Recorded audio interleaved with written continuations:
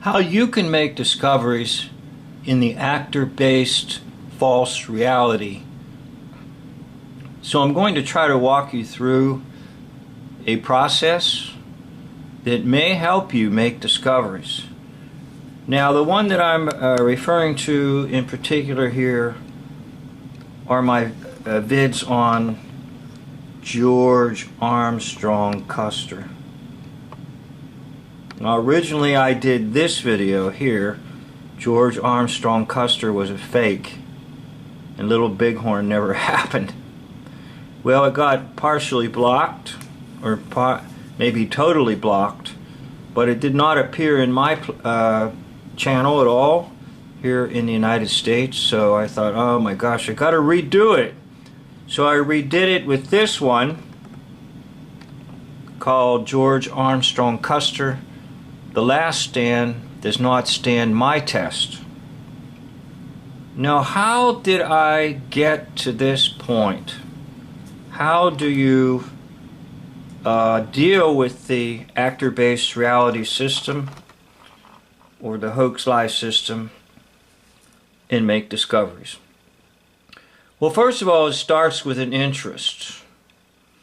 Okay, now I have a lot of videos around my home residence, and the video in particular that I was interested in making a video about would be the Indian Wars.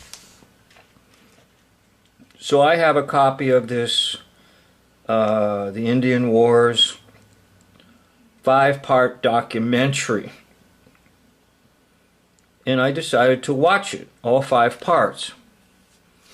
And as I watched it, I took a few notes, but I'm watching the videos for clues and things that would sort of pop up at me,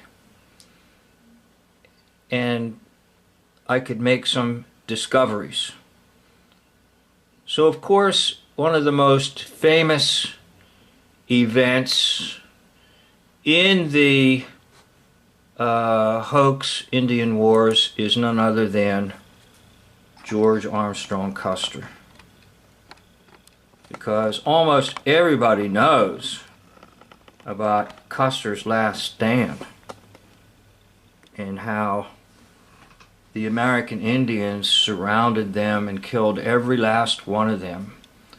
And so George Armstrong Custer was annihilated in 1876 at the battle we know as Little Bighorn.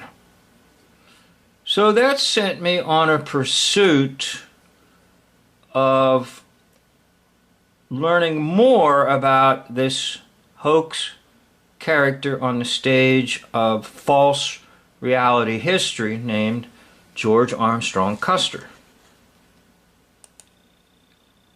Now, that's a movie that I tried to use in my video, my original video, that was probably blocked. But if you watch this clip from this movie, the full Western movie, Custer of the West, full Western movie, it shows him with his men very bravely just shooting away at Indians as the Indians came and shot away at Custer and all his crew to conclude this 2-hour-plus movie. But the better and more informative narrative that helped me was this one: Custer's Last Stand documentary on the life and death of General Custer. And there were many clues in this so-called documentary, but this was the biggest clue of all. They came right out at me and screamed at me as I watched this. And the narrator will just calmly say that George Armstrong Custer had a very best friend, and the very best friend that he had was a Shakespearean actor. Aha.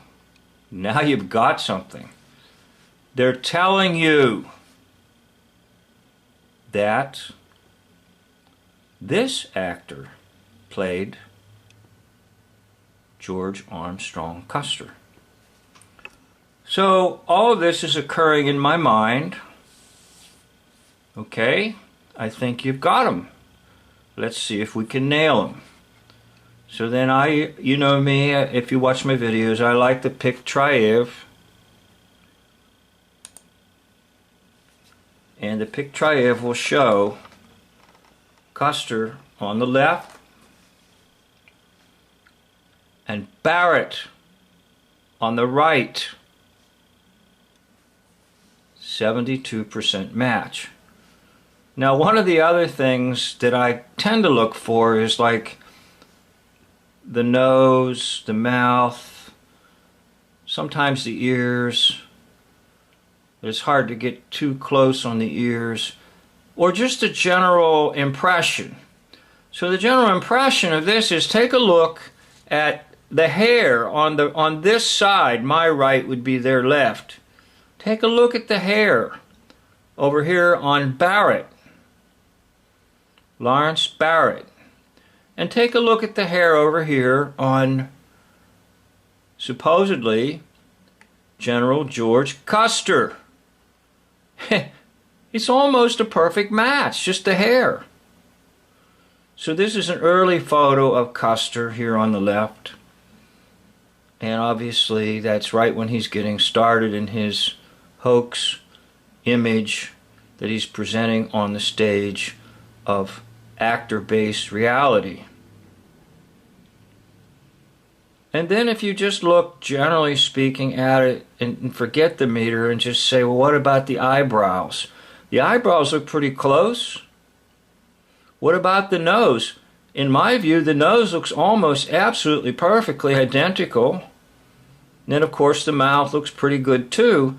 And so just my own eyes can tell me it's the same individual. So now I have pretty much the proof that, yes, it's the same. Next step. I always like to look at dates, okay? And by that, I usually mean the framework of, generally speaking, the individual that's in hoax history, and then the individual that plays them. So if we look carefully here on the dates for Custer, we will see that his birth date is 1839. Okay, 1839. So then I jump and say, well, what about Lawrence Barrett? What's the birthday of Lawrence Barrett? Birth year. And I'm not too worried about the actual day. Sometimes there's a pun on the day that they're born. Take a look. 1838. Now the date of death doesn't matter, because this actor, this Shakespearean actor, will die in 1891. But the character of George Custer dies where? At Little Bighorn, 1876. So as far as Barrett is concerned, he's basically done on the stage of hoax history with this character, George Custer.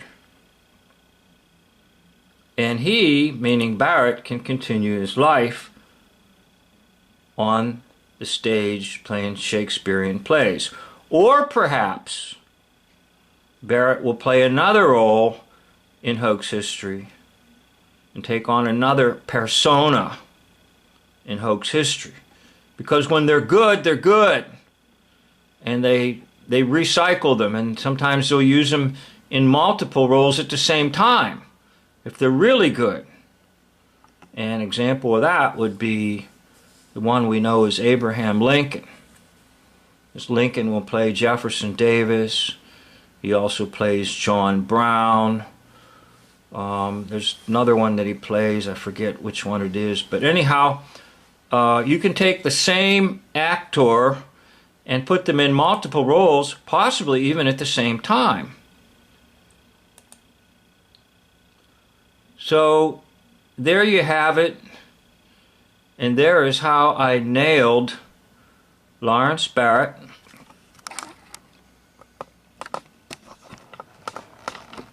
And you can actually just see this almost immediately by looking at the little photos here on Wikipedia. Lawrence Barrett playing George Carson, or George Carson. George Custer.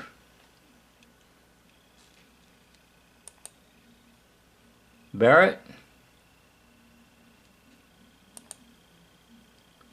And Custer. Custer and Barrett. Okay? And then once you do that, you've got, as hoax liar Paul Harvey used to say, the rest of the story. I'd like to thank you for watching, and I'd like to encourage you to give it a try, especially if you have some type of suspicion. Your mind will want to dismiss it, but I'm telling you, you need to pursue it. And if you pursue it, you just might be surprised what you discover. Thank you for watching. End of video.